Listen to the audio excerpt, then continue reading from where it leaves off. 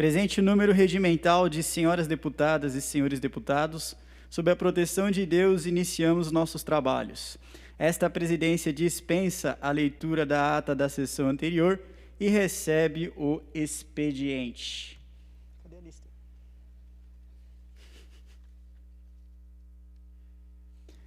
Abrindo a lista dos oradores inscritos no pequeno expediente, gostaria de chamar para fazer o uso da palavra ao nobre deputado Castelo Branco.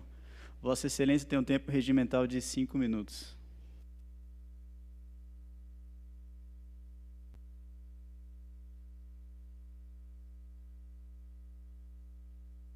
Senhoras deputadas, senhores deputados, telespectadores da Rede Alesp de Comunicação, é um prazer mais uma vez estar aqui na tribuna deste plenário, hoje, dia 24 de agosto de 2020, no pequeno expediente. Eu vou dividir minha fala em duas partes. A primeira, enaltecendo alguns atos que devem ser valorizados do governo Bolsonaro. E, na segunda parte da minha fala, vamos falar sobre o famigerado, o maldoso projeto de lei 529, que está sendo proposto pelo senhor governador. Eu fiz uma pequena apresentação da primeira parte. Muito bem. No dia 29 de julho, sábado, o presidente Jair Messias Bolsonaro sancionou a lei Aldir Blanc, repassando 1,5 bilhões de reais para os estados e municípios e criando o auxílio emergencial para o setor cultural bastante afetado pela pandemia do coronavírus. O secretário de Cultura, Mário Frias, na assinatura deste importante decreto. Serão 3 parcelas de R$ 600 que beneficiarão artistas e profissionais da cultura. Segundo o estudo da ABRAP, Associação Brasileira dos Promotores de Eventos, cerca de 580 mil profissionais do setor perderam o seu emprego devido à quarentena, gerando um prejuízo no setor cultural de cerca de 219 milhões de reais. Eu me sinto à vontade para falar, minha mãe é pianista, eu fui artista de teatro, uma grande época da minha vida.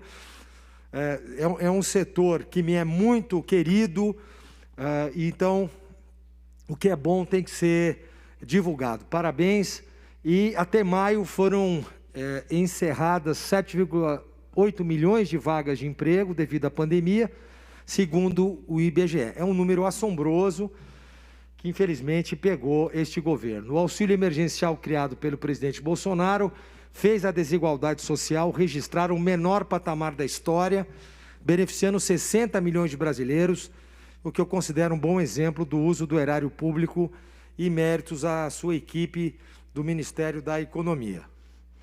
Por fim, esse auxílio emergencial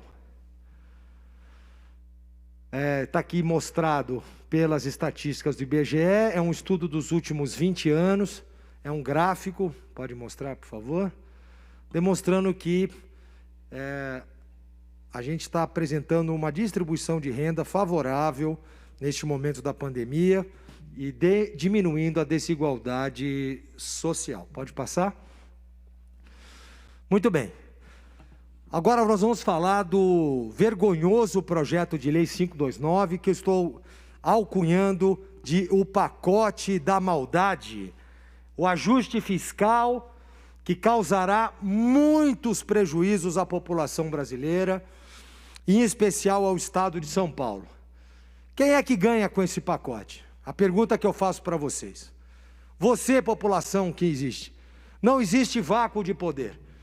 Se eles estão imobilizando companhias, se eles estão acabando com serviços, se eles estão vendendo patrimônio público, quem é que vai assumir isso no final? Quais são os interesses escusos e inconfessáveis que está por trás deste projeto de lei 529? É uma maldade sem fim nem começo. É o que eu chamo de interesses escusos e inconfessáveis. Para que vocês tenham uma ideia do que eu estou falando, enquanto o pacote da Previdência foi mal feito pela equipe do senhor governador, este foi bem feito, mas ele junta assuntos díspares, que vão causar grande prejuízo à nossa economia já debilitada. Eu faço um alerta a você, da população, você inclusive de origem mais simples, que acha que isso não vai te afetar. Vai afetar a toda a sociedade paulista. Eu vou ter oportunidade durante essa semana e nas próximas de diariamente vir a este plenário e apresentar um estudo técnico, acadêmico, fazer a minha sustentação oral, mostrando ponto a ponto todas as incoerências, a inconstitucionalidade, a maldade, a má-fé que está por trás desse projeto 529.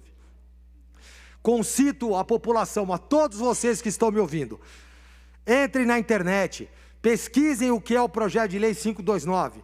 Ele é extenso, uma sopinha de letras, mas imprima, leia, pegue uma caneta, marca texto, procure se inteirar o que está acontecendo, nos ajude a parar. Senhores parlamentares, parem com este absurdo que está sendo proposto aqui. Como o tema é vasto, e eu vou indo para o final da minha fala, senhor presidente Douglas Garcia, eu termino dizendo, atenção no que está sendo feito contra a população do estado de São Paulo. Somos contra, diga não a esse ajuste fiscal, diga sim à justiça fiscal, diga sim a um pacote que realmente faça bem à população de São Paulo, porque isso que está aí realmente será desastroso. Muito obrigado. Continuando a lista dos oradores inscritos no pequeno expediente, eu gostaria de chamar para fazer uso da palavra o nobre deputado Jorge Wilson, xerife do consumidor, nobre deputado Itamar Borges, deputado Mauro Bragato, deputado Rodrigo Moraes, deputada Janaína Pascoal, deputado Ed Thomas, deputado Alex de Madureira, deputado Luiz Fernando Lula da Silva, deputado Carlos César, deputada Valéria Bolsonaro, deputada Marta Costa, deputado Frederico Dávila, deputado Major Meca, deputado Adalberto Freitas. Gostaria de chamar o nobre deputado Gil Diniz para assumir os trabalhos aqui na presidência, pois na sequência eu farei uso da palavra.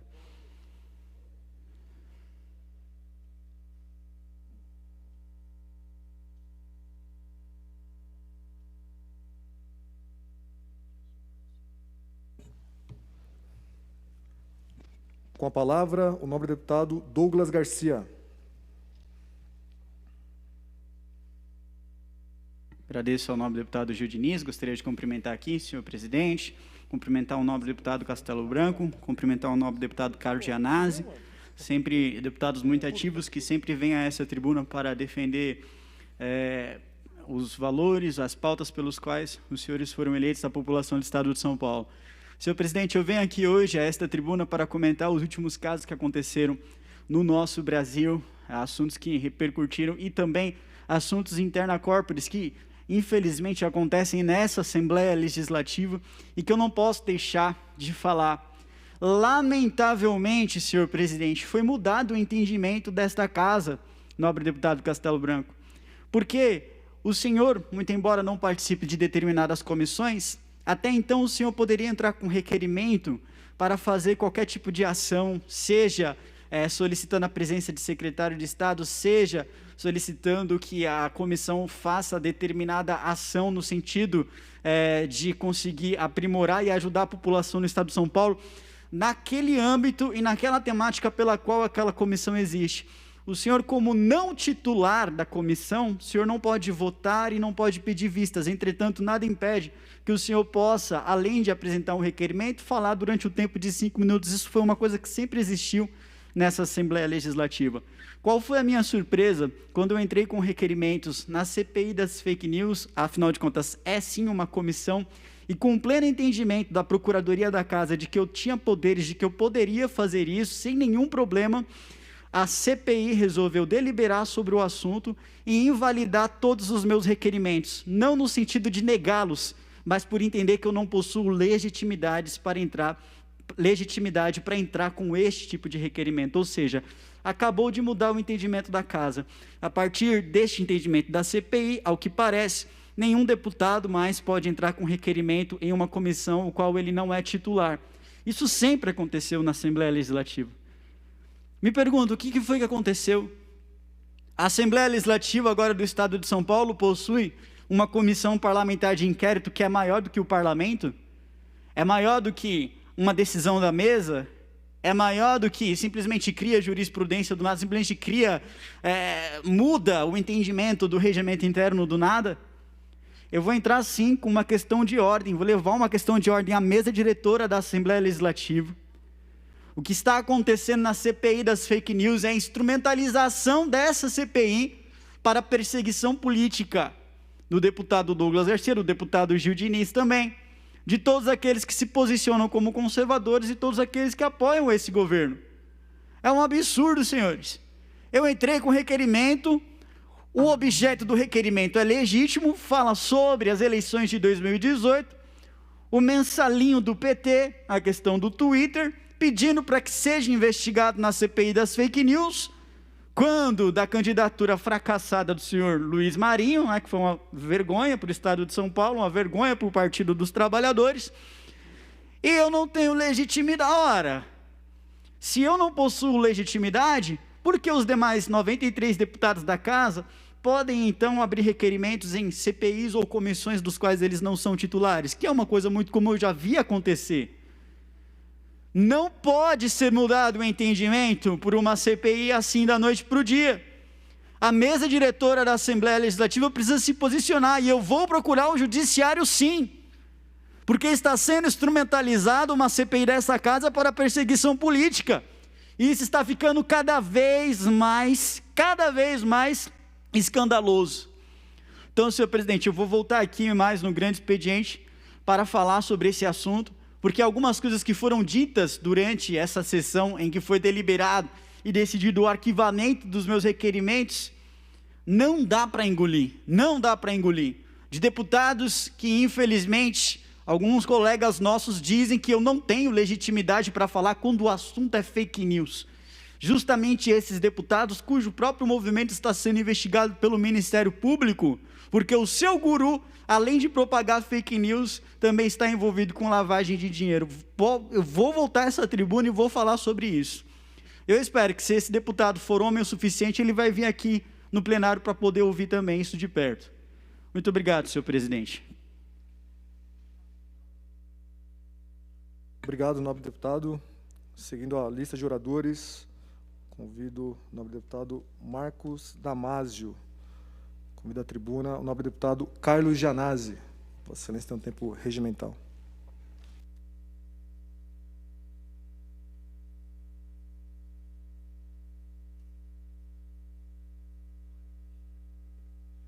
Senhor presidente, senhores deputados, senhoras deputadas, telespectador da TV Assembleia, na semana passada, o secretário estadual de Educação, Rocieli Soares, que eu chamo de Rocieli Ventralbe, senhor presidente, por incrível que pareça, continua insistindo, na tese de volta às aulas. E ele faz isso, deputado Castelo Branco, de uma forma subliminar, de uma forma que eu diria subreptícia, disfarçada. Primeiro, na sua entrevista, o título é o seguinte: olha, se possível, volto com escolas, nem se for por um dia, diz secretário de Educação de São Paulo. Olha, que absurdo. Daí ele elenca, ele começa a falar o óbvio, que logicamente todos nós concordamos da importância da escola. Eu pensei algumas frases aqui que há total concordância entre todos nós, mas que ele utiliza, que ele manipula, essas afirmações para convencer a população a aderir à volta às aulas, ou seja, ao genocídio educacional. Até porque todos os estudos e pesquisas mostram claramente que isso não é possível. Pesquisas científicas dão conta de que não é possível a volta às aulas, nem em setembro, nem em outubro, e muito menos em novembro, em dezembro. Essa é a grande verdade. Mas ele diz o seguinte: olha, um bimestre inteiro faz diferença, faz uma diferença muito grande. Ele falando, é importante a volta às aulas, a escola, para o processo de socialização. Óbvio, secretário, A gente não pode minimizar a importância da escola. Óbvio, né?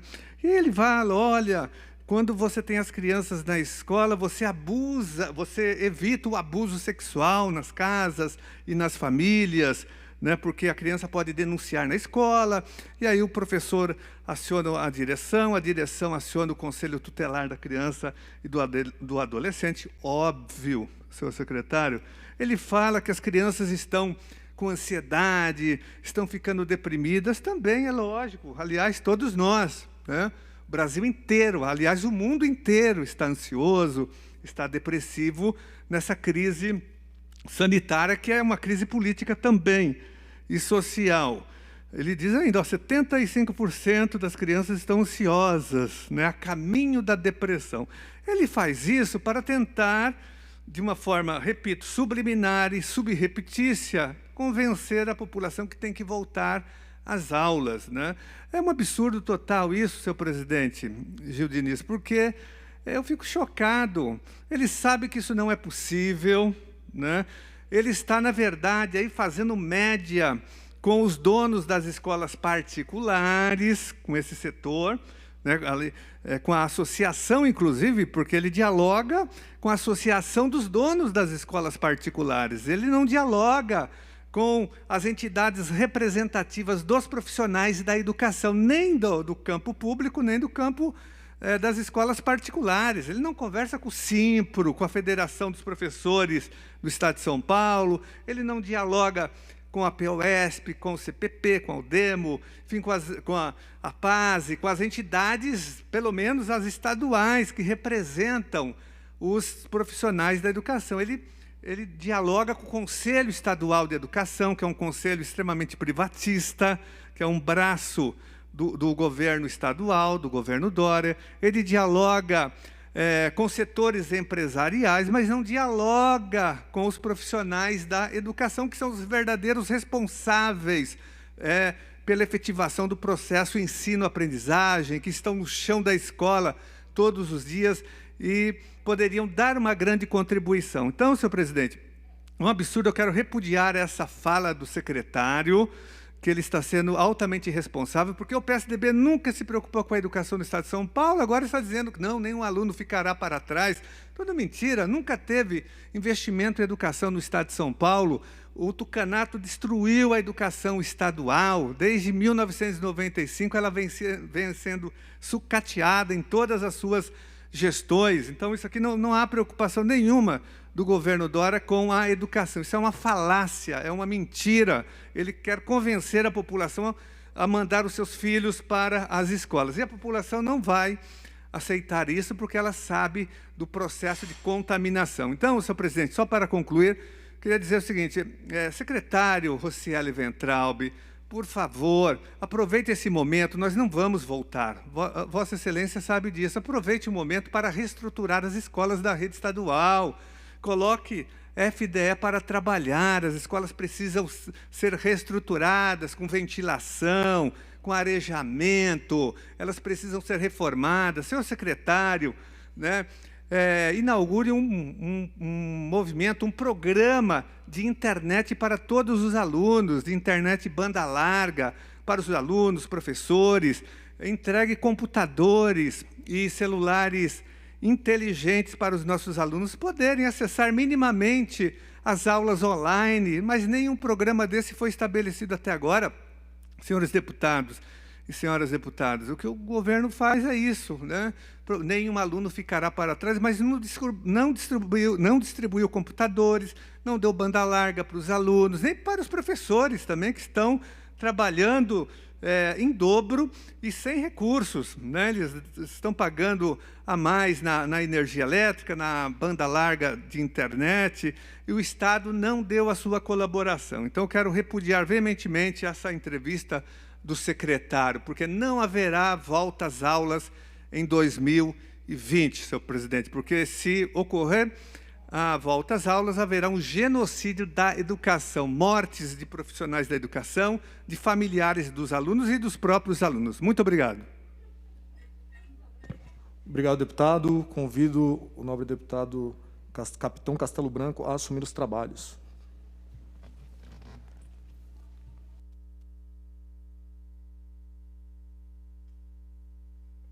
Dando prosseguimento na lista de oradores inscritos para o pequeno expediente do dia 24 de agosto de 2020, chamamos agora o nobre deputado Dr. Jorge Lula do Carmo, Coronel Telhada, professora Bebel Lula, senhor Daniel José, nobre deputada Marina Elô, nobre deputado Gil Diniz. Vossa Excelência tem o tempo regulamentar.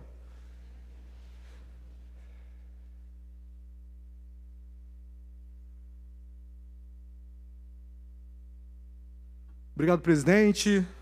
Boa tarde aos deputados presentes aqui no pequeno expediente, aos nossos assessores, os policiais militares e civis dessa casa, a quem nos acompanha pela rede Alesp.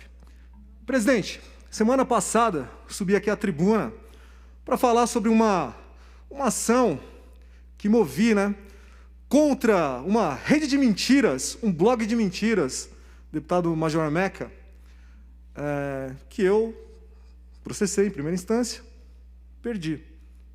Recorri para a segunda instância, perdi. E tive que pagar uma sucumbência de, nessa não, no anterior, de R$6.000. Nessa ainda vou ter que pagar. Alguns críticos vieram colocar que, olha só, vieram relativizar, deputado Castelo Branco, os ataques à minha pessoa. Eu citei aqui a decisão da magistrada, que eu questiono. Ela não leu o que eu escrevi. Não leu. Mas, para ilustrar, alguns críticos, olha, você é deputado agora, você pode pagar as custas de 6.000, 10.000. Não é isso. Não se trata disso, se trata de justiça. De justiça. Mas, para provar que não é por conta de ser deputado, que isso não deveria influir em absolutamente nada, o juiz, deputado Major Meca, precisa ser justo. Olha o que aconteceu comigo em abril de 2018, deputado Carlos Gianazzi. Gostaria de colocar um vídeo aqui na tribuna, por gentileza.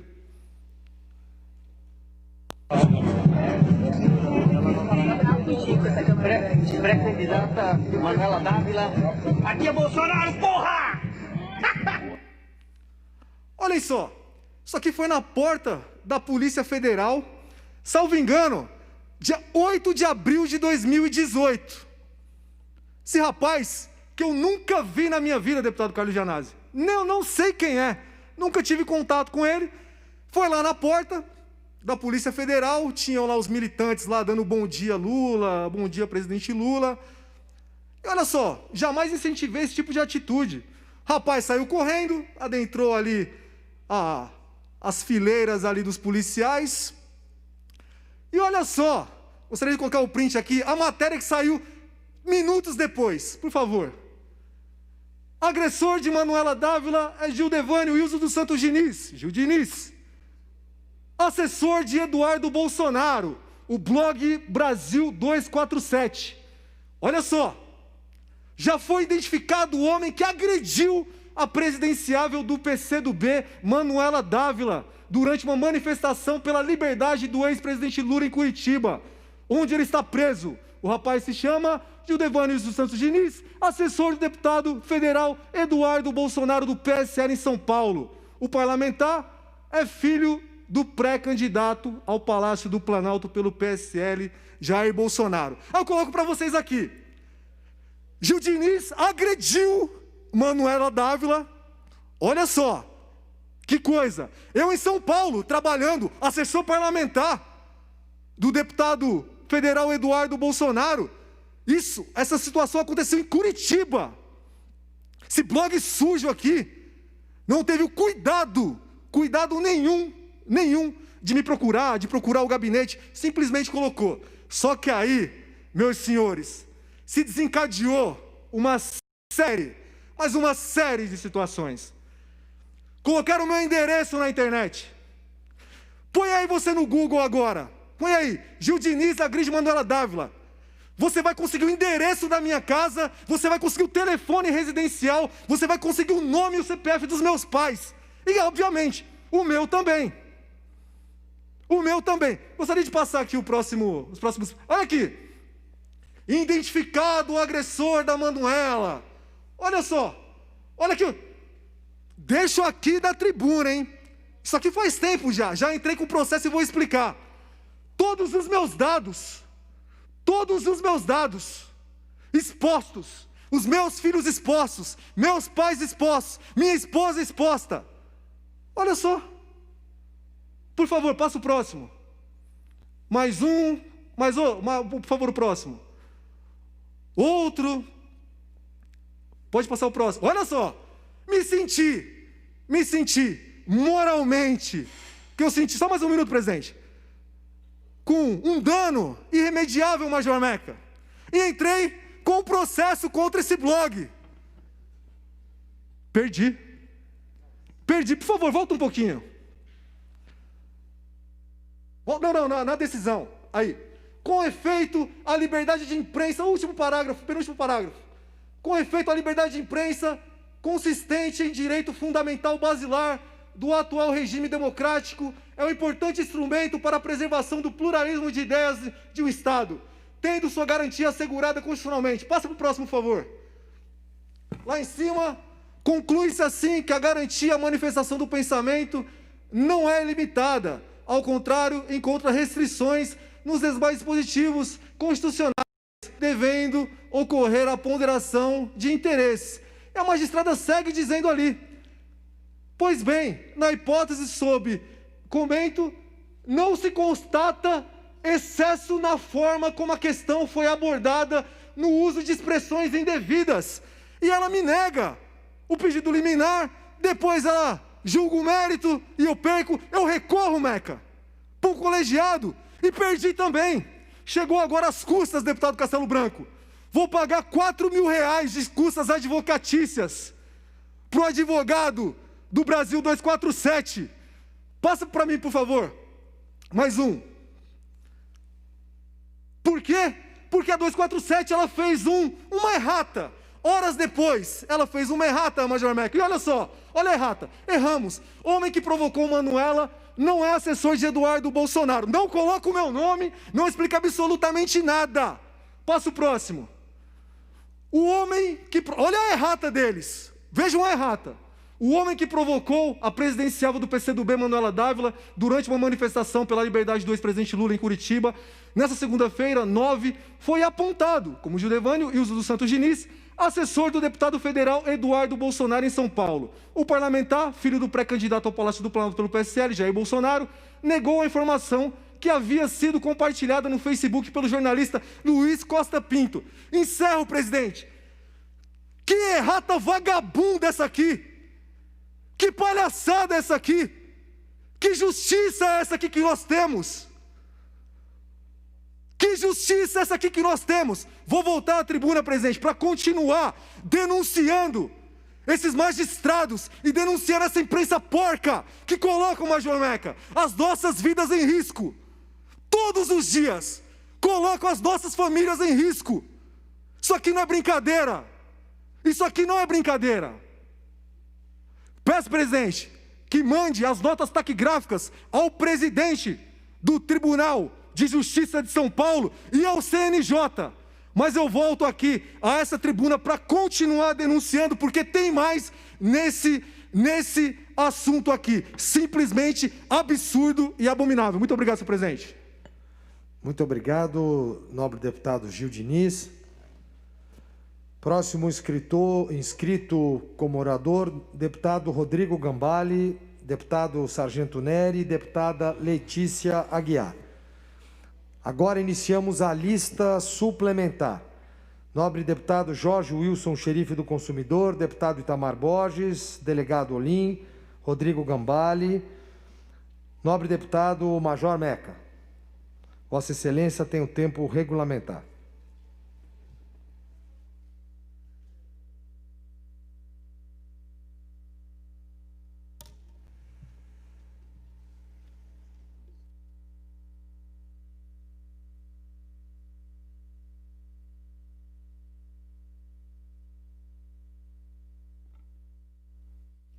Uma boa tarde, senhor presidente, senhoras, senhores deputados.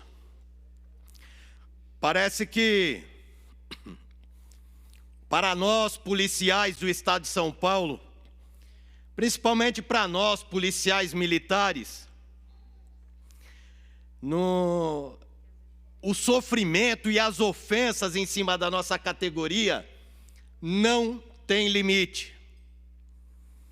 Esse ano aqui nós já fomos, os nossos veteranos da Polícia Militar, já fomos chamados de vagabundos pelo governador Agripino Dória. Nós tivemos um coronel da Polícia Militar que foi destratado pelo governador dentro do quartel do Comando Geral, em uma reunião ao vivo, durante uma reunião que houve dentro do quartel do Comando Geral. A semana passada nós tivemos um ocorrido em Marília, e todos nós estamos acompanhando as várias ocorrências, as várias situações em que policiais militares, cumprindo a sua missão, cumprindo a sua tarefa, fazendo abordagens, fiscalizando nas ruas de São Paulo para defender a vida, a integridade física e a dignidade das pessoas do nosso estado. Os policiais, todo mundo está acompanhando, os policiais ultimamente são agredidos fisicamente, são xingados, e parece que nada é o suficiente para que alguma providência seja adotada para a proteção dos nossos policiais no exercício da sua atividade. A semana passada, no município de Marília, o sargento Alan e a sua equipe fizeram uma abordagem para uma fiscalização a um veículo.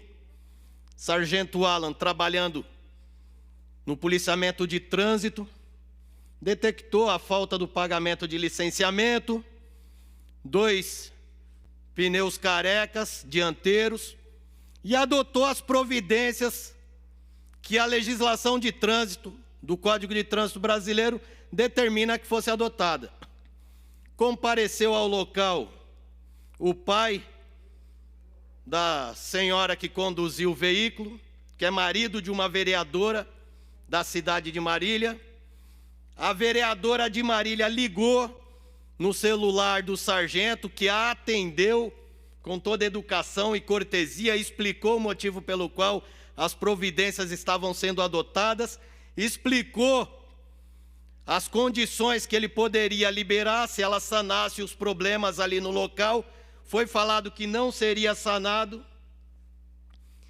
E na sequência, o sargento recebe a ligação da comandante do seu batalhão, do 9º Batalhão do Interior, perguntando para ele o que foi feito. Ele explicou com toda a educação, com toda a cortesia. E infelizmente a autofagia da polícia, que eu trabalhei 31 anos e sei como acontece, a tenente-coronel pergunta para o sargento se ele sabe quem ele é, porque ele está apreendendo o veículo de uma vereadora. Poderia ser o veículo do governador, de qualquer que fosse a autoridade. A lei, ela foi feita para todos. No sábado último agora, eu fui até Marília para visitar e dar o nosso apoio, o nosso abraço ao sargento Alan, que é um profissional com mais de 25 anos de polícia, um sargento altamente qualificado no policiamento de trânsito. Essa ocorrência foi sábado retrasado. Na segunda-feira, o sargento já havia sido afastado das suas atividades de trânsito e movimentado. Eu liguei no Comando de Policiamento do Interior 4 na quinta-feira e estou aguardando a resposta por que as providências foram adotadas nesse sentido. Como eu não recebi, eu quero deixar bem claro ao comando da Polícia Militar: o Coronel Alencar é meu amigo, é filho de praça como eu. Sou filho de um veterano que foi praça. Nós vamos oficiar, através da Comissão de Segurança Pública, da Assembleia Legislativa de São Paulo, porque eu quero saber quais as providências adotadas ao comando do 9º Batalhão de Polícia Militar do Interior. Porque muitas vezes, eu como parlamentar, não sou recebido nos quartéis da PM com o devido respeito. E isso não é só uma fala minha, é de inúmeros parlamentares, deputado Gil Diniz, deputado Capitão Castelo Branco, deputado Douglas Garcia, deputados federais, senadores, deputados estaduais, oriundos da corporação, muitas vezes não têm o devido tratamento dentro dos nossos quartéis. Eu já falei isso para o comandante-geral, para o subcomandante, para o coordenador operacional e para inúmeros coronéis. O mesmo respeito que a polícia militar, que todos nós soldados temos pelo povo na rua, nós exigimos aqui de todas as autoridades, seja do governador, seja de quem for. O sargento Alan não será punido por estar trabalhando. Não será, porque as provas são límpidas, são nítidas e contundentes, que ele estava trabalhando. E o desrespeito com o meu gabinete e não terem respondido até agora quais foram as providências adotadas, isso precisa ter um fim. Porque eu não aprendi dentro da Polícia Militar desrespeitar ninguém, seja meu superior, seja meu subordinado. Sempre respeitei a todos. E eu estou aqui, nessa Casa Legislativa hoje, para defender os policiais militares. E hoje estou aqui em nome do sargento Alan, sargento da Polícia Militar, que na segunda-feira tinha sido retirado do curso que estava fazendo, porque ele me mostrou a documentação. E durante a semana foi colocado rapidamente para refazer o curso que está aqui na capital fazendo, começou hoje. O seu advogado já está protocolando no Tribunal de Justiça Militar a representação para que as providências legais sejam adotadas a comandante do 9º Batalhão do Interior. Nós exigimos respeito à nossa farda e à nossa polícia. E os comandantes da Polícia Militar precisam ter consciência de que a política suja, a política desonesta, a política que nos massacra, que coloca os nossos policiais passando fome, não merece o nosso respeito.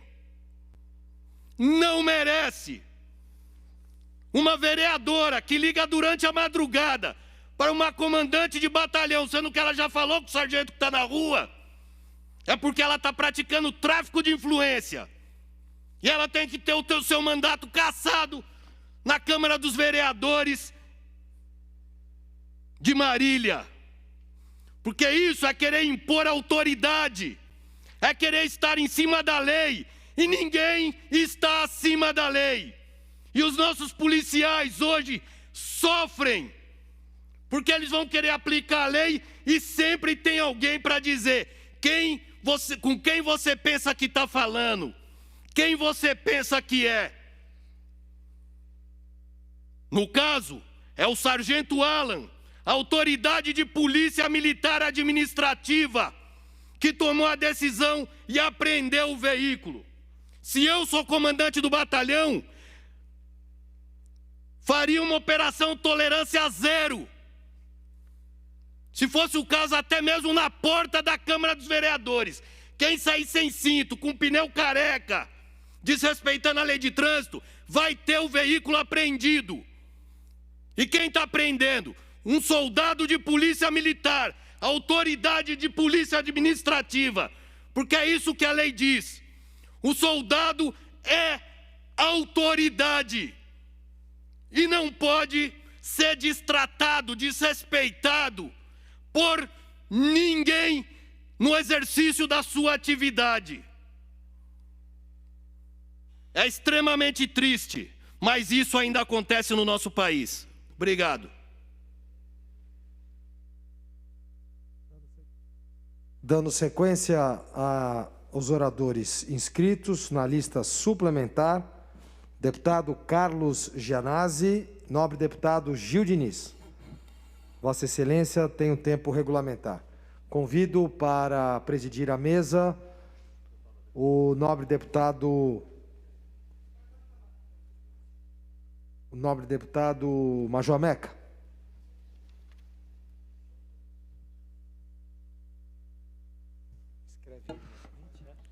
Volto aqui a essa tribuna, senhor presidente, e não retiro uma única vírgula do que o deputado Major Meca pontuou aqui. E no grande expediente, Major, vou falar sobre isso. Vou representar a comandante também, vou mandar para o comando geral, vou mandar para a corregedoria e sei que o TJM já está sendo acionado. Isso que aconteceu em Marília, a gente sabe que muitas vezes acontece, essas punições veladas, que alguns comandantes acabam dando aí para os seus subordinados. Mas isso tem que acabar dentro da Polícia Militar. A gente vai falar mais sobre isso durante essa tarde. Mas eu gostaria, senhor presidente, de continuar falando aqui sobre o início, da minha fala no pequeno expediente, quando eu coloquei a decisão da magistrada sobre a questão ali do Brasil 247. A magistrada, na sua decisão, o que ela argumentou? Que houve uma errata, deputado Douglas Garcia, e que essa errata foi suficiente para que não houvesse danos à minha honra, à minha moral. Mas vejam só vocês, digo mais uma vez, quem nos assiste aqui na Rede Alesp, essa aqui foi a porca errata do Brasil 247. Põe a decisão, por favor, a segunda página da decisão da magistrada, por gentileza. Mais um pouquinho. Para frente. Isso aqui, peraí, só um momento. Olha só, se ela disse que a errata funcionou, por que o jornalista Lula Falcão, um jornalista aí que nos meios de esquerda, ele é respeitado. Só que ele colocou aqui, agressor de Manuela Dávila, protegido pela PF, Judevânio Santos Diniz, assessor de deputado Eduardo Bolsonaro em São Paulo, via Luiz Costa Pinto. Ou seja, a errata, senhora magistrada, não surtiu efeito nenhum. E eu provo para Vossa Excelência. Coloca aí no Google. Olha, agora, dia 24/8, 15h15 da tarde. Joga aí no Google. Agressor de Manuela Dávila é funcionário de Bolsonaro na Câmara Federal. Está num blog aqui. Esquilo político, deputado Douglas Garcia. Jornalismo contra o fascismo. Agressor de Manuela Dávila é funcionário de Bolsonaro na Câmara Federal. O agressor da deputada estadual Manuela Dávila, que teve cobertura da Polícia Federal, é Judevânio Santos Diniz, assessor parlamentar de Eduardo Bolsonaro. Não foi difícil localizar sua página no Facebook, deputado Adalberto Freitas. Olha só, o agressor da deputada é lotado no gabinete de Eduardo Bolsonaro com cargo comissionado. Conforme tivemos acesso, o mesmo foi nomeado em 11 de setembro de 2015. Exatamente, na época, deputado Major Meca, eu era lotado. Era um assessor parlamentar com muito orgulho por trabalhar no gabinete do deputado federal Eduardo Bolsonaro e ajudá-lo aqui em São Paulo. Ainda segundo informações, o mesmo deveria estar em expediente durante o ato de agressão a Manuela. Conferimos a informação com o gabinete do parlamentar Eduardo Bolsonaro. A pessoa que passou a informação pediu para não ser identificada. Após informarmos que era uma reportagem sobre o ocorrido, mas confirmou que o assessor parlamentar costuma se ausentar em horário de trabalho com uma certa frequência, deputado Douglas Garcia. Isso aqui é uma piada. O que mais espantou foi a atitude da Polícia Federal, que não só deu amparo ao agressor, como não ouviu a vítima e ajudou na fuga de Gil Diniz. Pior que isso foi a polícia não conseguir identificar uma pessoa que foi tão facilmente encontrada por internautas. Pior que isso é saber que um desclassificado desses quer ser deputado estadual. E aqui, Major Meca, tem um post meu, um comentário, eu dizendo: sou pré-candidato a deputado estadual pelo PSL São Paulo. Eu gostaria de indagar novamente essa magistrada. Qual o efeito que essa porca errata surtiu? Nenhum, zero. Tanto é que os meus dados continuam expostos na rede social, nos buscadores, principalmente no Google.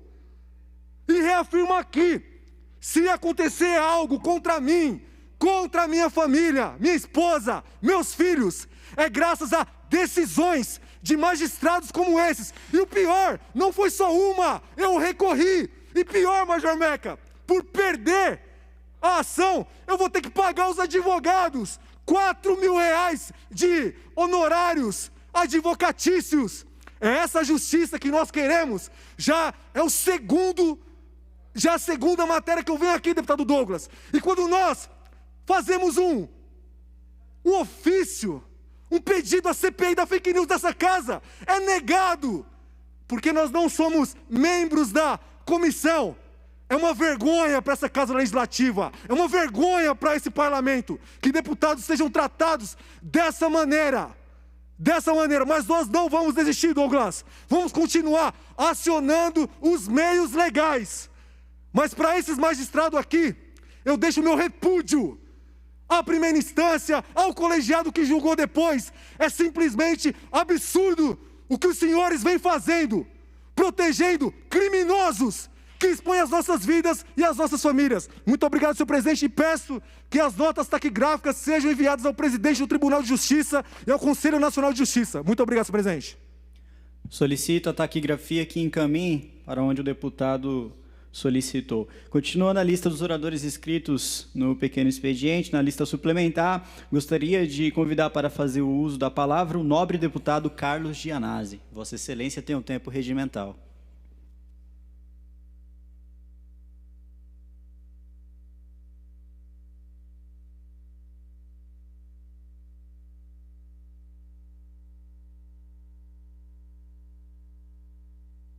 Senhor presidente, nobre deputado Douglas Garcia, senhores deputados, senhoras deputadas, queria fazer aqui um apelo aos senadores da República para que amanhã, terça-feira, votem em caráter de extrema urgência o Fundeb, o Fundo Nacional de Desenvolvimento da Educação Básica e de valorização dos profissionais da educação. E nós apelamos ao Senado para que o projeto de lei, aprovado já pela Câmara dos Deputados, seja votado na íntegra, sem destaque, sem emendas, exatamente como ele foi apresentado para o Senado. Um Fundeb que seja permanente, que seja incorporado agora à Constituição Federal, um Fundeb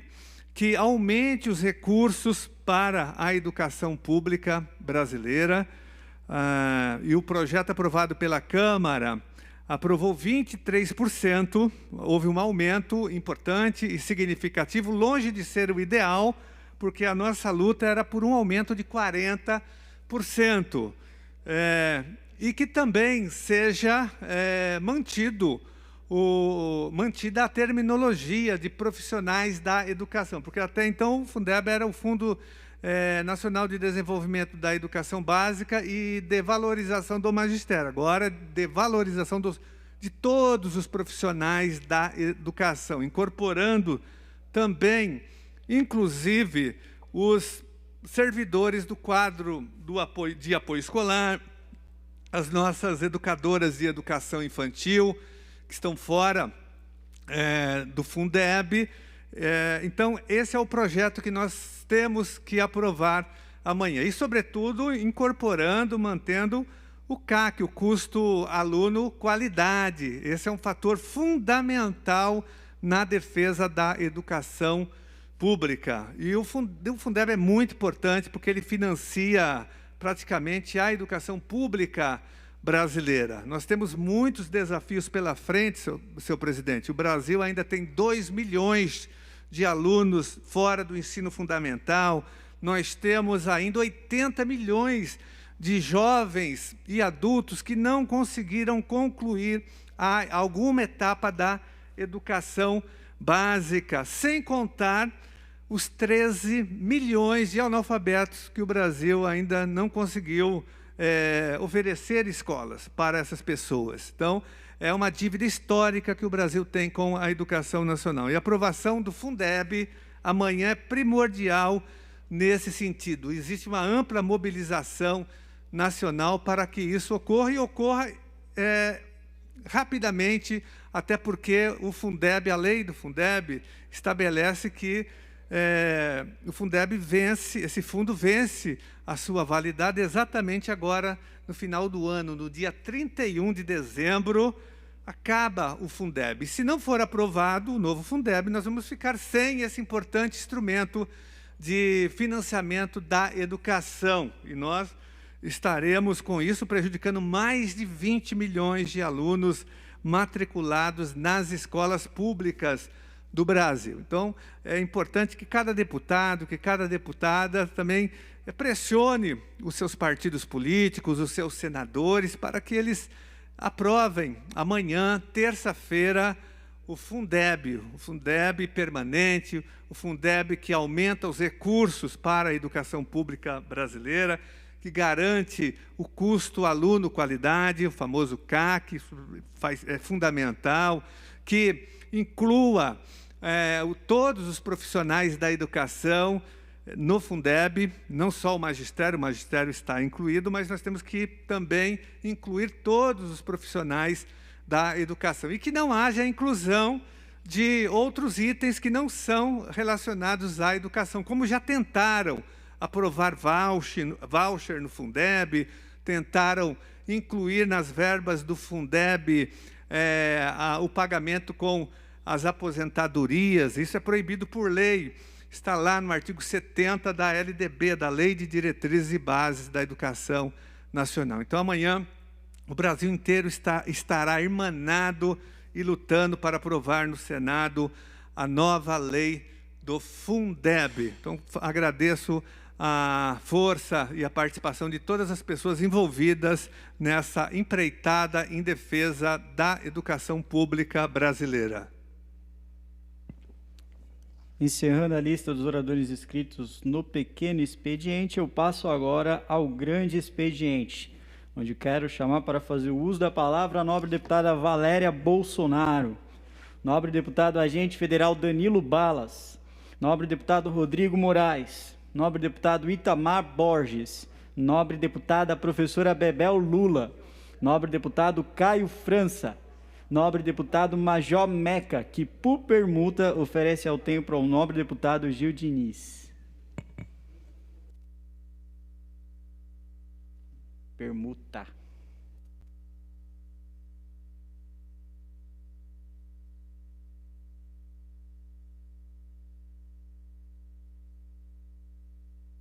Mais uma vez na tribuna, presidente, como eu falei anteriormente, queria assinar embaixo que o deputado Major Meca falou aqui sobre a conduta, a correção e o profissionalismo do sargento Alain, lá de Marília.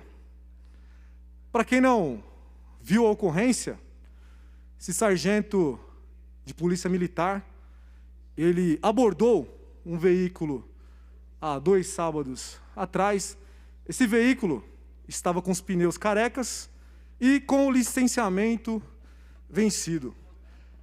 E para o azar, entre aspas, do sargento Alain, profissional de polícia militar, quem estava no carro, quem dirigia, quem conduzia aquele carro, era a filha de uma vereadora de Marília. Aí começou o deputado Douglas Garcia aquilo que nós abominamos, que nós queremos extirpar da política, deputado Major Meca. Aquela coisa de, você sabe com quem você está falando? Foi mais ou menos isso que aconteceu. O sargento deu opções ali, para que se pagasse o licenciamento via aplicativo. Veio o pai da menina, a vereadora ligou, e a vereadora tinha um contato da comandante do batalhão. 9º Batalhão do Interior, Major Meca? Do 9º Batalhão do Interior, comandado por uma tenente-coronel. As informações chegaram que ela está lá há mais ou menos 2 meses, salvo engano.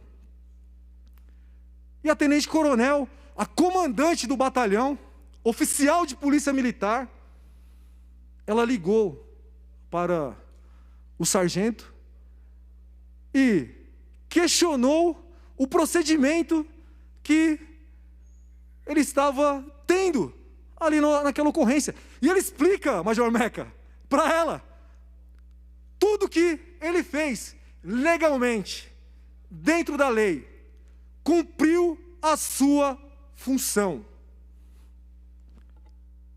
Agora, a fala da tenente-coronel é surreal.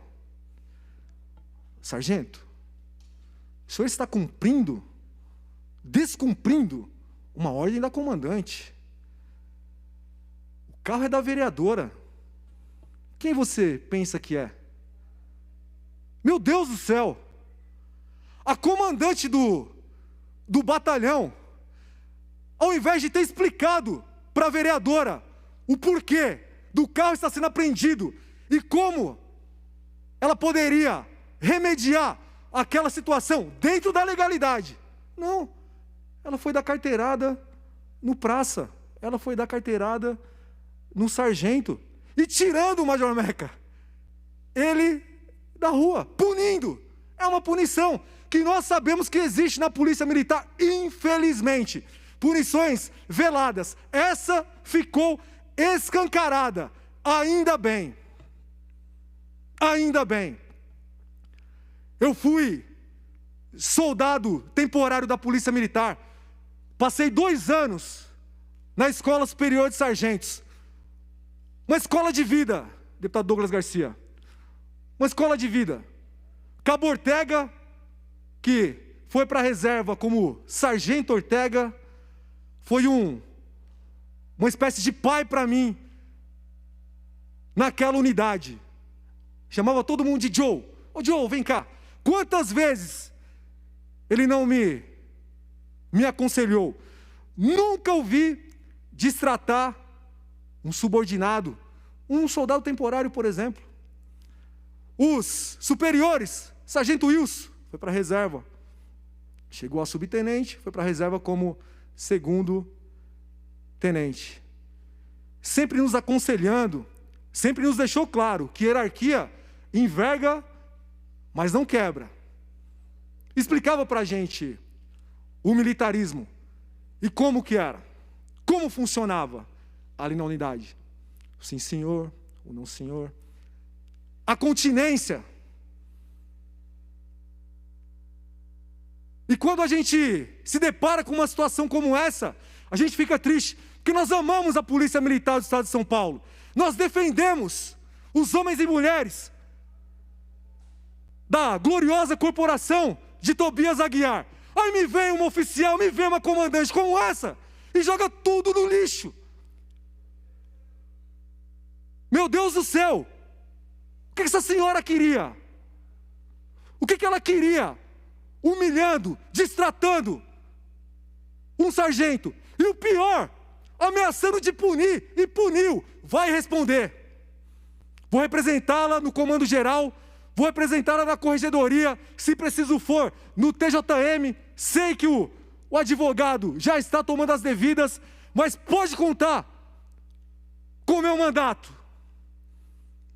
Ora, parei na Avenida Aricanduva ano passado para tentar, Meca, cumprimentar um policial militar que em confronto com um vagabundo acertou um tiro nele e o matou. Fiquei parado 40 minutos ali na avenida para tentar falar para o policial: é isso que nós esperamos da Polícia Militar do Estado de São Paulo. Se rendeu, está preso. Não se rendeu, saco.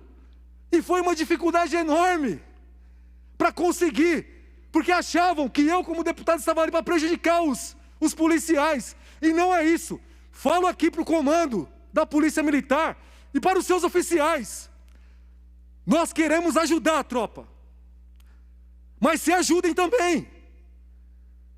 Cortem na carne também. Atitudes como essas são abomináveis. Não importa o posto, não importa a graduação, não importa se tem uma estrela gemada no ombro ou uma divisa no braço. Isso é abominável. Essa situação que aconteceu em Marília. Abominável. E se eu estivesse na pele dessa tenente-coronel, eu repensaria a forma que eu conduzi a minha carreira e como eu cheguei até ali. Porque, como eu disse, em 2 anos de polícia militar, como soldado PM temporário, jamais fui destratado por um superior, por um soldado, por um cabo, por um sargento, por um subtenente, por um tenente ou por um coronel full, da maneira que ela destratou aquele policial militar que estava cumprindo o seu dever, não fez nada de errado. E é isso que dói, saber que nós temos comandantes como essa senhora. E como o Meca falou aqui, tem hora que dá vontade de falar algumas verdades, mas a gente segura, pelo amor que a gente tem à polícia militar. Mas não é possível aos oficiais, aos comandantes. Parece, Meca, que tem uma distância, um muro entre nós. Nós que queremos ajudar as forças de segurança, parece que eles gostam de manter uma certa distância. Muitas vezes nós não somos convidados para solenidades. Olha lá aquela medalha que nós fomos indicados para receber, medalha Tobias Aguiar. Até hoje, faz mais de 6 meses, até hoje nós não recebemos, justamente porque tem oficiais que têm medo do governador do estado de São Paulo. E para finalizar, presidente, eu deixo aqui o recado. Não digo ao alto oficialato, não. Eu falo para os tenentes, para os aspirantes a tenentes, para quem está nos bancos escolares na Academia Militar do Barro Branco. Academia que eu já pintei muito, viu, Meca? Já fui fazer pequenos reparos, era dos serviços gerais e com muito orgulho usava meu casquete e meu macacão cinza. Mas falo para eles: tenham a sua carreira na Polícia Militar, façam o melhor pelos seus policiais e pelo povo de São Paulo. E quando chegarem nos últimos postos, não pensem no cargo seguinte, a aposentadoria, a reserva. Batam no peito. Vocês fizeram um juramento de defender o povo de São Paulo com a própria vida, se necessário. Estão com medo de um governador canalha e covarde, por quê? Por quê? Lamentável essa tenente-coronel. E nós vamos representá-la sim. Ela vai responder sim, porque ela cometeu, no mínimo, uma série de ilícitos. E nós vamos cobrar o comando da Polícia Militar do Estado de São Paulo. Muito obrigado, senhor presidente. Continuando a lista dos oradores inscritos no grande expediente, eu gostaria de chamar para fazer uso da palavra o nobre deputado doutor Jorge Lula do Carmo, nobre deputado Rodrigo Gambale, nobre deputado Sebastião Santos, nobre deputado Castelo Branco, nobre deputado Alex de Madureira, nobre deputado Ed Thomas, nobre deputado Carlos Gianazzi. Vossa Excelência tem o tempo regimental. Solicito ao nobre deputado Gil Diniz que assuma a presidência dos trabalhos.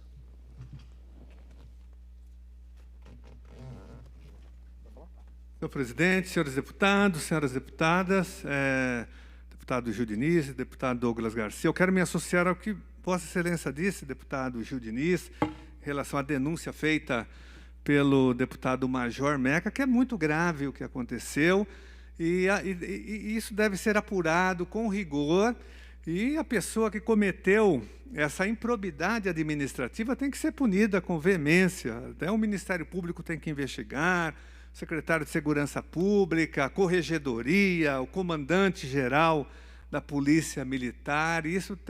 Nós temos que dar uma resposta efetiva a esse tipo de perseguição a um funcionário, a um servidor da segurança pública que estava cumprindo o seu dever. E ele tem que ser, inclusive, homenageado por isso, e não punido e transferido. Então, me associo ao que disse Vossa Excelência, deputado Gil Diniz, e também o Major Meca. Senhor presidente, eu vim à tribuna, aqui no grande expediente, para continuar denunciando esse macabro e nefasto PL 529 do governador Dória, que representa um desmonte amplo, geral e irrestrito do patrimônio público. Um dos piores projetos de toda a história do tucanistão, do tucanato aqui em São Paulo. É um desmonte jamais visto na história do nosso Estado. E olha que o Estado de São Paulo sempre foi o grande laboratório dessas políticas de Estado mínimo, de políticas neoliberais, de destruição do Estado, de ataques aos servidores públicos e aos serviços públicos, principalmente a partir de 1995, quando o PSDB assume o governo do Estado e vai construindo maioria aqui na Assembleia Legislativa. Aí nós temos a intensificação de algo que já existia, sem dúvida nenhuma, mas que é altamente intensificado, com potência total, pelos governos tucanos de plantão até os dias de hoje. Mas o governador Dória conseguiu realmente acelerar ainda mais esse processo de uma forma jamais vista. E esse projeto de lei 529, ele comete vários ataques ao patrimônio público e, sobretudo, a prestação de serviços públicos à população, que será a maior atingida por esse PL 529, senhor presidente.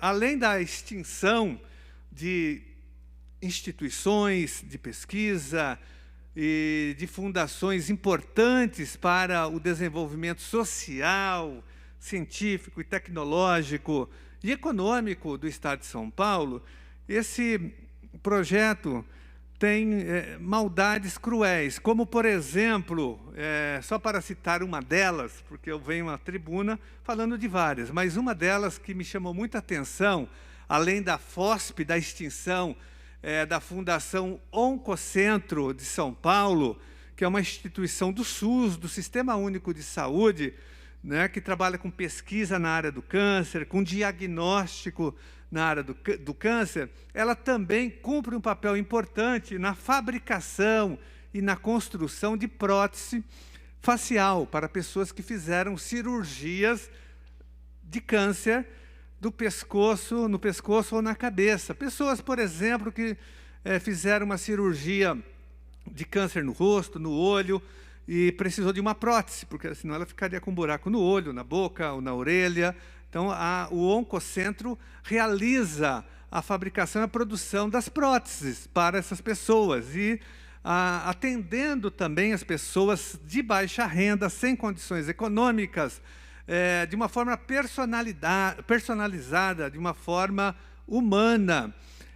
O Oncocentro, a fundação, está na lista do Dória para ser extinta. Então, inclusive, saiu uma matéria interessante na Folha de São Paulo, dando conta, mostrando exatamente o que eu estou falando no sábado. Agora, essa matéria vale a pena ser lida. Eu recomendo a leitura, que o deputado que ler essa matéria, com certeza, ele não vai votar a favor desse projeto. Mas, além disso, senhor presidente, entre tantas outras maldades, uma outra também me chamou a atenção, que é justamente o aumento do IPVA, né, para toda a população, mas, sobretudo, tem uma perversidade tão cruel ali que eu fiquei chocado, que ele tira a isenção do IPVA, ou diminui drasticamente para as pessoas com deficiência. As pessoas com deficiência praticamente não terão mais o desconto do IPVA. Deputado Gil Diniz, deputado Douglas Garcia. Não vai, uma pessoa com deficiência, né, que não tem recursos financeiros, que era beneficiada ali, pelo menos parcialmente, né, com uma isenção fiscal do IPVA, ela perde esse benefício. Eu pensei, acho que, já que ele vai fazer uma reforma tributária, eu penso que o governador deveria, então, taxar pelo IPVA, ou seja, cobrar o IPVA, por exemplo, de quem não paga IPVA. Por exemplo, se uma pessoa compra um iate aqui em São Paulo, ela não paga IPVA. Se ela compra um jato ou um helicóptero, ela não paga IPVA, mas ele vai tirar o IPVA justamente das pessoas com deficiência. Então, uma perversidade sem precedentes. E um outro tema também, senhor presidente, que me chama a atenção e que é grave, inclusive eu quero divulgar aqui um artigo publicado hoje na Folha de São Paulo também, sobre o mesmo tema, o PL que se chama, o título é o seguinte, PL 529, o vírus que ataca a ciência paulista. Esse artigo é da Paola Minoprio. E ela coloca aqui, coloca vários dados interessantes. O primeiro é que, em plena pandemia, São Paulo é o estado que representa hoje o epicentro da crise do coronavírus. Já são quase 30 mil pessoas mortas no estado de São Paulo. E, nesse ambiente, o Dória faz um ataque mortal à ciência, à pesquisa científica.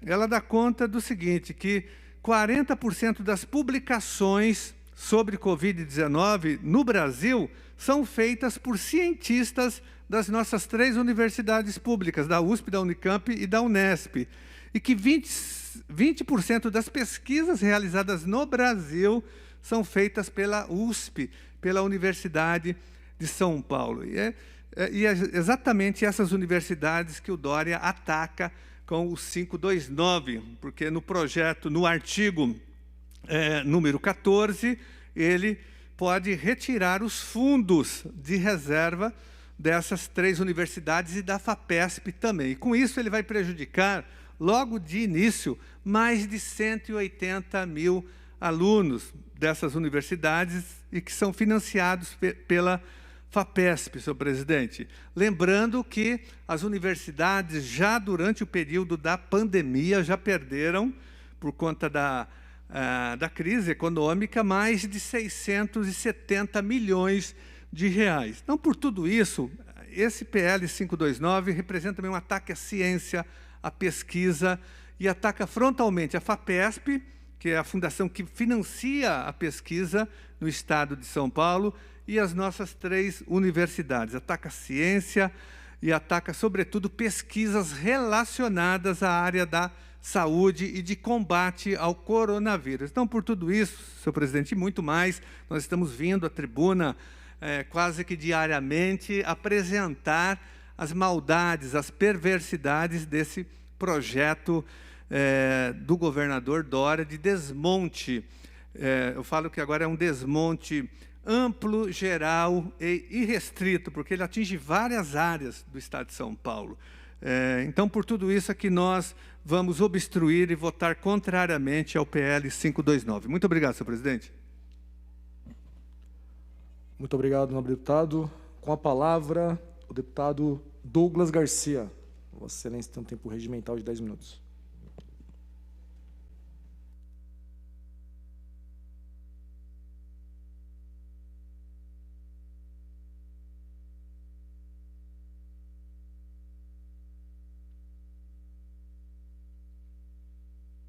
Obrigado, senhor presidente. Senhor presidente, ontem foi gerada uma polêmica nas redes sociais, uma gritaria, um bafafá, um fala-fala, por causa de uma fala, de um posicionamento do presidente da República, Jair Bolsonaro. E eu vim aqui a essa tribuna hoje comentar a respeito disso. Deputado Gil Diniz, Em janeiro de 2016, o presidente Jair Bolsonaro, quando era deputado federal, estava em Porto Alegre. Viraram um balde de purpurina na cabeça dele. Estava lá? Pois é, qual foi a reação dele? Ele deu risada. Tratou isso como se fosse uma piada. Apesar daqueles que fizeram isso, ou fizeram no sentido de fazê-lo, perder a linha, ficar nervoso, ir para cima, avançar, agir com violência. E logo depois, em abril do mesmo ano de 2016, ele foi cuspido no Congresso Nacional. Imagine, deputado Gil Diniz, que coisa horrível levar um cuspe do Jean Willis. Atravessar o Rio Pinheiros a nado é muito mais higiênico. Então eu fico imaginando a situação drástica que o presidente da República, Jair Bolsonaro, passou naquele momento. Ele não reagiu. Em agosto de 2017, chegaram a atacar objetos lhe agredindo em Ribeirão Preto. Pois é, não reagiu também. E agora nós tivemos em setembro de 2018, que foi que aconteceu? Uma facada. Pois é, senhores, passou por toda essa situação. Alguns podem até não ter gostado da fala do presidente Bolsonaro para com o jornalista, mas é inegável que em muitas oportunidades ele teve a chance de usar a violência e escolheu a tolerância. E eu invejo a tolerância que o presidente Jair Bolsonaro teve em todos esses episódios. Invejo a tolerância que o presidente Bolsonaro teve em todos esses episódios. Por quê? Porque eu não vou tolerar o que está acontecendo nesta Assembleia Legislativa comigo na CPI das fake news.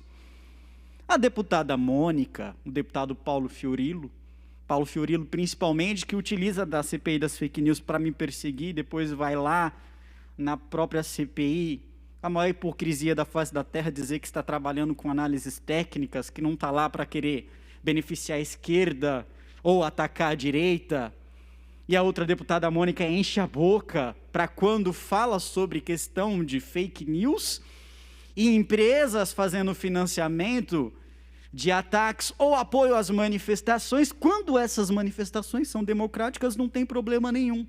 Porque na concepção da deputada Mônica, manifestações democráticas são as manifestações dos antifas, onde eles vão para as ruas com rojão, coquetel molotov, agridem policiais militares, são levados para a delegacia depois de quebrar o outro na porrada, simplesmente pelo outro ter um posicionamento político diferente do seu.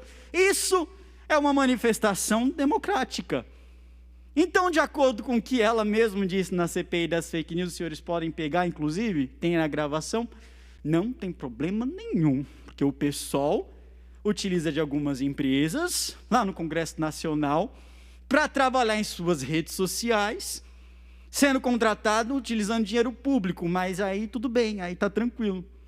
É uma maravilha, não tem razão nenhuma de chamar essas pessoas de virem aqui na CPI das fake news, para poder depor, ou esclarecer ou tirar dúvidas com relação ao financiamento de dinheiro público para patrocinar esse tipo de ato, né? Porque eles chamam os atos contra o presidente da República de atos antidemocráticos.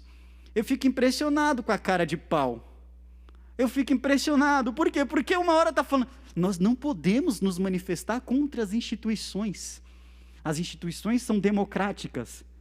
A presidência da República é uma instituição democrática, que foi, obviamente, constituída pela Assembleia Nacional, Constituinte de 88, e existe no nosso Brasil baseado nos pilares da democracia. Então, se for levar ao pé da letra, todas as manifestações contra o presidente da República são antidemocráticas? Por que não está sendo perseguida na CPI das fake news? Porque é claro que essa CPI está sendo instrumentalizada, e eu vou repetir isso aqui quantas vezes forem necessárias, porque eu sou chato sim, eu sou insuportável sim, e eu não vou me cansar até eu conseguir derrubar cada requerimento relacionado a mim nesta CPI das fake news.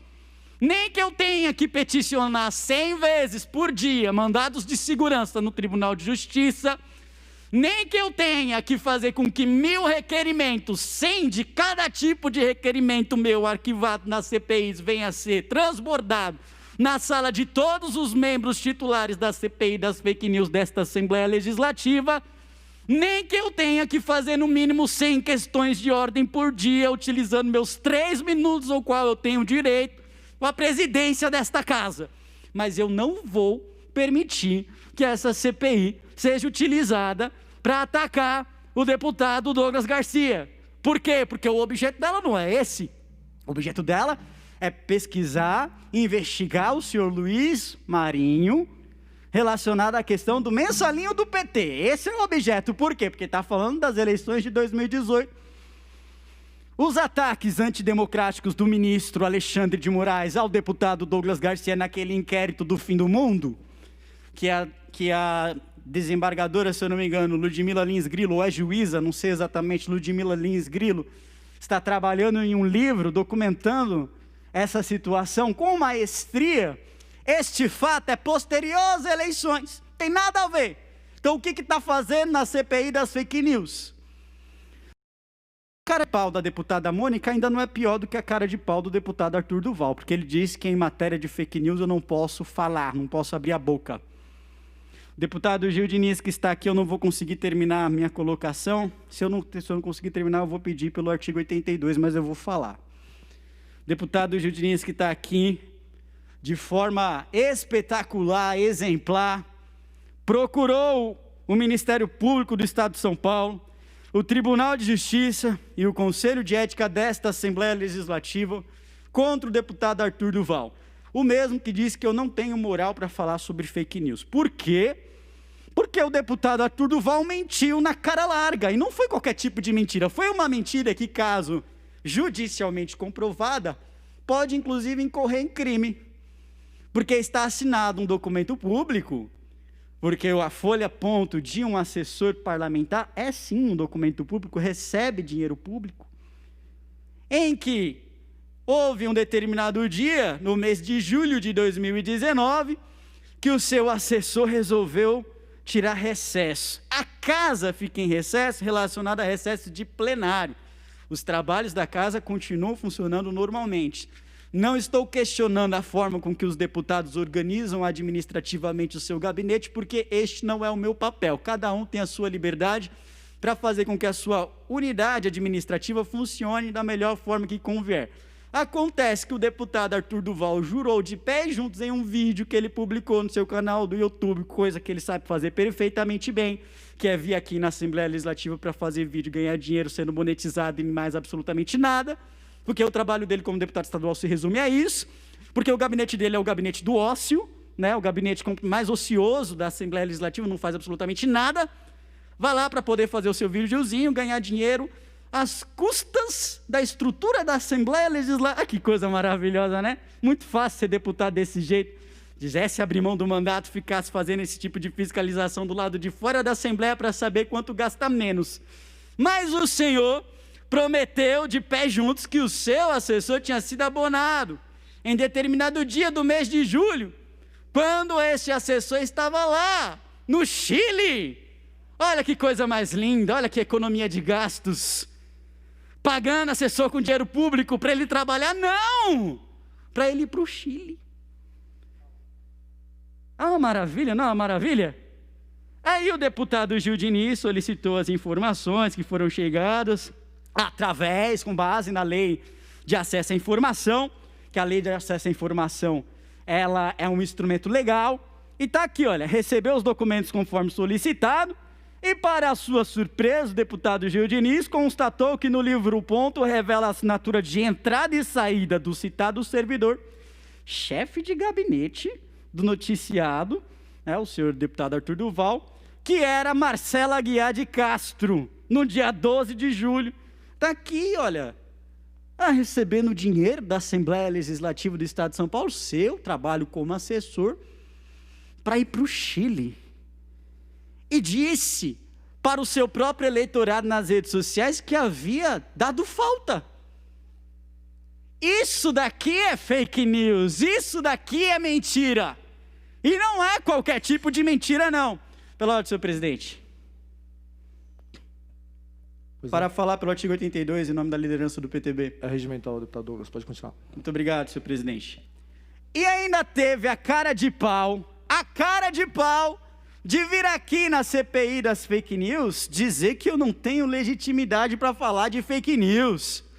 O senhor não apenas mentiu, mas se acaso comprovado no Tribunal de Justiça, no Ministério Público, no Conselho de Ética dessa Assembleia Legislativa, mentiu de forma criminosa.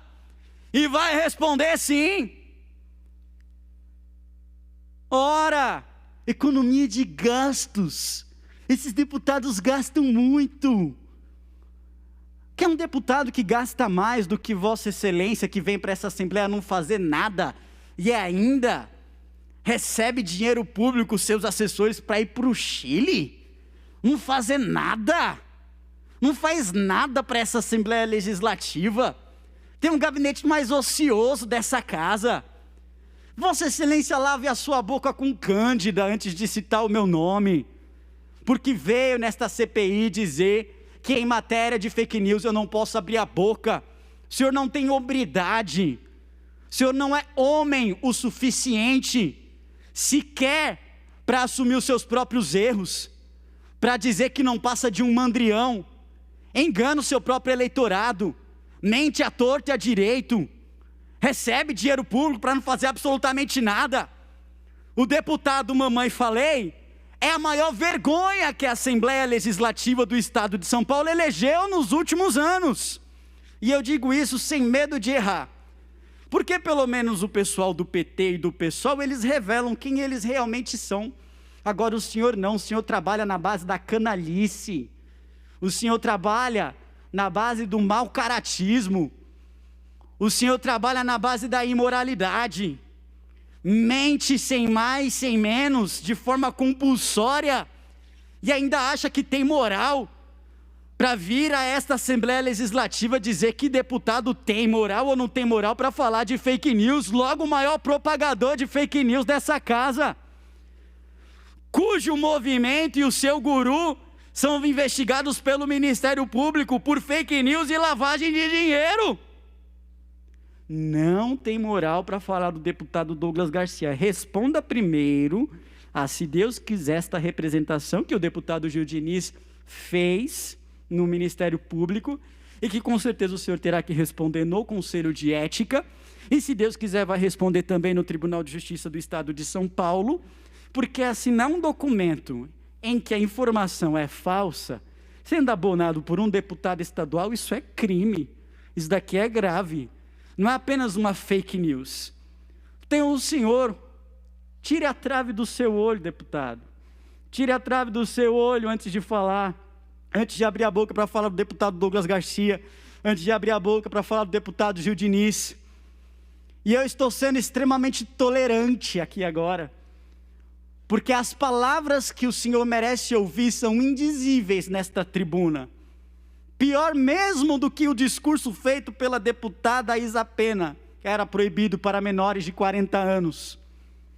O senhor é uma vergonha para esta Assembleia Legislativa. Eu espero mesmo que o senhor se candidate a prefeito desta cidade, para mostrar o quanto o senhor é irrelevante no cenário político, municipal, estadual e nacional. Um zero à esquerda. Vai conseguir ficar abaixo até mesmo que Guilherme Boulos, aquele invasor de terras. Por quê? Porque não representa nada. É odiado pela esquerda, é odiado pela direita. Ninguém suporta olhar para a cara de Vossa Excelência, porque o senhor não representa absolutamente nada. Tolerante sim, tolerante foi o presidente da República, que durante muito tempo, senhores, durante muitos anos, suportou cusparada, suportou acusações sem fim, é purpurina, é ovo, é pedrada, é facada, e não fez absolutamente nada, não reagiu. Isso é exemplo de tolerância. Agora, se tem uma coisa que a população brasileira não está suportando mais e vai às ruas exigir uma resposta, é principalmente para a família Marinho, porque eu aguardo explicações da família Marinho sobre a delação do doleiro, dos doleiros, onde valores superiores a 1 bilhão teriam sido repassados a eles. Que a Rede Globo venha a público se manifestar, que a Rede Globo venha a público, já que quer ser aí o bastião da moralidade, da transparência, comece primeiro arrumando a própria casa. Não seja uma adolescente rebelde que quer mudar o mundo, mas não arruma nem mesmo o seu próprio quarto. Muito obrigado, senhor presidente. Ela vai falar? Sim. Obrigado, nobre deputado. Convido a fazer uso da palavra a nobre deputada Janaína Pascoal. Vossa Excelência tem um tempo regimental de 10 minutos. Vou subir, mano. Obrigado pela representação.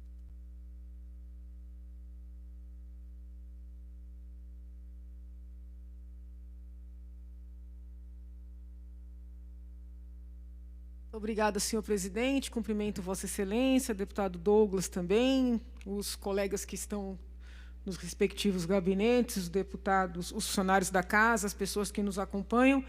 Na verdade, são alguns avisos e agradecimentos, né? Agradecimento a todos que participaram na manhã de hoje do nosso ato, audiência pública sobre o PL do deputado Dávila, que trata da ouvidoria. Pela ordem? Pois não. Vossa Excelência me permite uma parte, deputado? Claro. Apenas para parabenizar Vossa Excelência pela audiência pública que ocorreu hoje de manhã, foi uma audiência pública exemplar. Que bom. Parabenizar Vossa Excelência por essa atitude honrosa de convidar tantas pessoas que puderam contribuir com o debate e que foi uma audiência pública que eu levo como deputado, a primeira experiência de uma audiência em que eu vou conseguir agregar para essa Assembleia Legislativa vindo da nobre deputada Janaína Pascoal. Parabenizar aqui em nome de todos os deputados que participaram, viu? Que bom, muito obrigada, deputado Douglas. Foi mesmo, achei que foi uma manhã muito proveitosa de trabalho, né? Então, agradeço a todos que participaram, Vossa Excelência, inclusive, os que acompanharam. Quem sabe nasce, né, dessa conversa inicial uma emenda de plenário, uma emenda aglutinativa ou alguma reflexão para aprimorar, né, essa instituição que está em debate. Então, acho que foi um projeto, foi um diálogo muito construtivo. Aí já aproveito para agradecer todos os colegas, deputado Gil, deputado Douglas, inclusive, que assinaram, né, que apoiaram a instalação da Frente Parlamentar pela Celeridade na Adoção de Bebês. A frente foi instalada, né, houve a publicação no diário neste final de semana. Alguns colegas que já eram membros de 8 frentes, né, tinham pedido para ser membros, mas não puderam ser membros porque existe um número limite. Então, já informo que, nestes casos, eu autorizei a alteração da condição de membro para a condição de apoiador, mas eu agradeço todos os colegas, sem o apoio de cada qual, nós não teríamos conseguido instalar essa frente. E o ato formal de instalação da frente vai ocorrer no dia 14 de setembro, também uma segunda-feira, às 9 da manhã, com pessoas que trabalham, né, com a questão da adoção, nos mais diversos postos, né, profissionais, com acadêmicos também que publicam nessa seara. E o nosso intuito não é criticar, não é dizer que as coisas como ocorrem estão erradas, né? Nosso intuito é verificar o que pode ser melhorado. Então, o objetivo desse encontro é esse, já ficam todos os colegas convidados. Como eu fiz agora na questão da ouvidoria, vou enviar um convite formal para todos os líderes de bancada, mas os colegas todos estão convidados e as pessoas que quiserem nos acompanhar e participar também serão muito bem-vindas. Ao longo desse período, desse interregno, né, que tem até lá, eu vou trazendo mais detalhes, o nome dos palestrantes e assim por diante. Eu estava acompanhando o colégio de líderes, eu não sou líder, mas eu procuro acompanhar todos os colégios, sempre ocorrem às segundas-feiras. E amanhã, na primeira extraordinária, né, muito provavelmente será votado o projeto da deputada Marina Elô. A deputada Marina Elô, que apresentou o projeto da primeira infância, né, com intenções muito nobres, propósitos nobres. Porém, eu, ao lado de outros colegas que nos preocupamos com alguns pontos do projeto, trabalhamos e temos pronta uma emenda aglutinativa. É uma emenda aglutinativa que retira alguns dispositivos, altera um pouquinho a redação de outros. E eu já tenho 35 assinaturas nessa emenda aglutinativa. Porém, para apresentar a emenda, eu preciso de 63. Eu sei que com essa situação da pandemia, muitos colegas, por medo, né, por estarem no grupo de risco, não têm comparecido à casa. Eu até, durante o final de semana, enviei áudios para vários colegas dizendo que nós podemos levar a emenda até a casa do colega para ele assinar, mas seria muito importante ter essas 63 assinaturas para que nós possamos aprimorar o projeto da colega. A colega foi muito gentil, muito receptiva, esteve no meu gabinete, faço aqui um agradecimento público. Nós discutimos inciso por inciso da emenda aglutinativa. Até houve alguns avanços, porém, existem alguns pontos em que, efetivamente, nós não conseguimos chegar num denominador comum, né? Eu vou dar 2 exemplos, mas existem outros tantos. Existe um rol de situações em que a colega entende que as crianças estão numa situação de vulnerabilidade. E, dentre essas situações, a privação de educação está lá descrita, né? E nós, por cautela, colocamos um parágrafo único prevendo que não se considera privação de educação o ensino domiciliar, né? Deixando muito claro na emenda, e eu falei isso para a colega também, que com isso nós não estamos querendo legislar, regulamentar, disciplinar o ensino domiciliar, não é isso. Nós só queremos evitar que aquelas famílias que no estado de São Paulo praticam o ensino domiciliar, e são muitas famílias, que essas famílias, por força desse projeto, passem a ser ainda mais perseguidas do que já são. Porque, infelizmente, eu conheço situações de famílias que praticam o ensino domiciliar, ou, mais popularmente conhecido como homeschooling, que tem que responder ações, por exemplo, de perda de guarda, né, do poder familiar sobre o seu filho, sua filha. E quando a gente conversa com a criança sabe ler, a criança sabe somar, a criança tem conhecimentos de geografia e de história.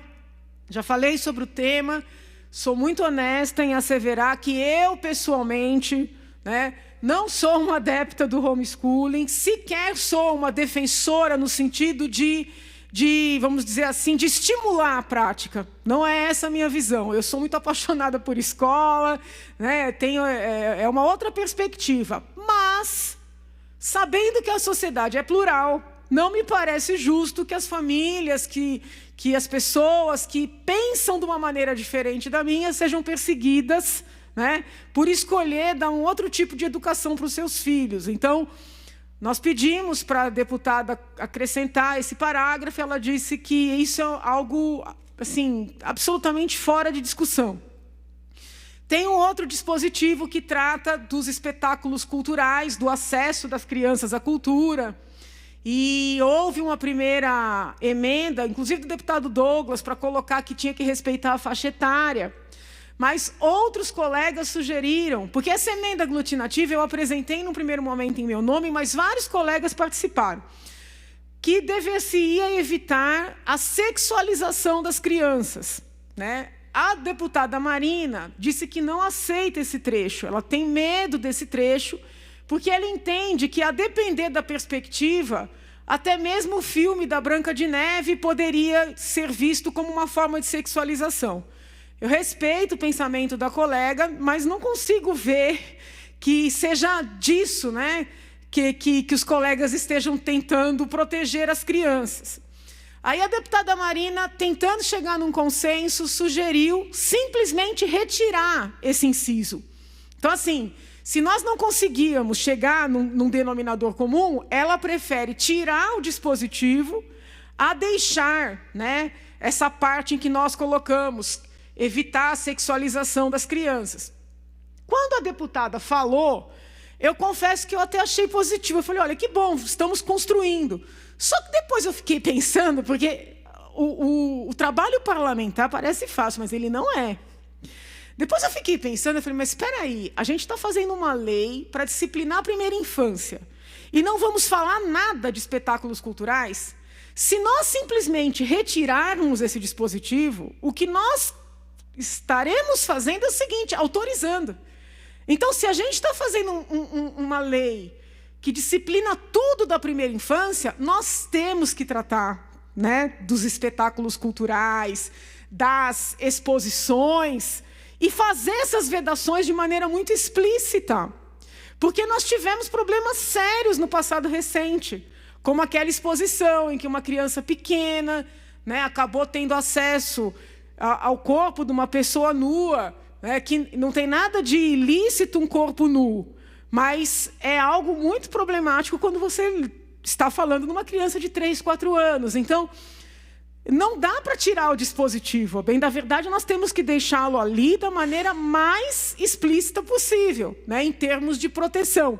E assim, eu trouxe 2 exemplos. Foi uma reunião muito longa com a colega, eu agradeço a colega a disponibilidade, mas realmente existem alguns pontos em que eu acredito que nós não conseguiremos chegar a um denominador comum. Então, eu peço encarecidamente que aqueles colegas que queiram ler a emenda aglutinativa, eu envio por WhatsApp, eu peço para levar na casa. Aqueles que queiram assinar, mais ainda, né, já disse que estamos dispostos a ir até para outras cidades para colher as assinaturas, para que nós possamos, amanhã, apresentar essa emenda quando entrar em votação o projeto da deputada Marina Elô. Tá? Digo isso aqui de maneira transparente, sem nenhum demérito à colega, sei das boas intenções, mas nós temos que ter segurança, sobretudo quando tratamos de crianças tão pequenas. Muito obrigada, senhor presidente.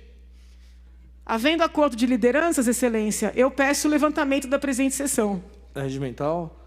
Senhoras deputadas e senhores deputados, havendo acordo de lideranças, essa presidência, antes de dar por levantados os trabalhos, convoca vossas excelências para a sessão ordinária de amanhã, a hora regimental, com a mesma ordem do dia de quinta-feira. Está levantada a presente sessão.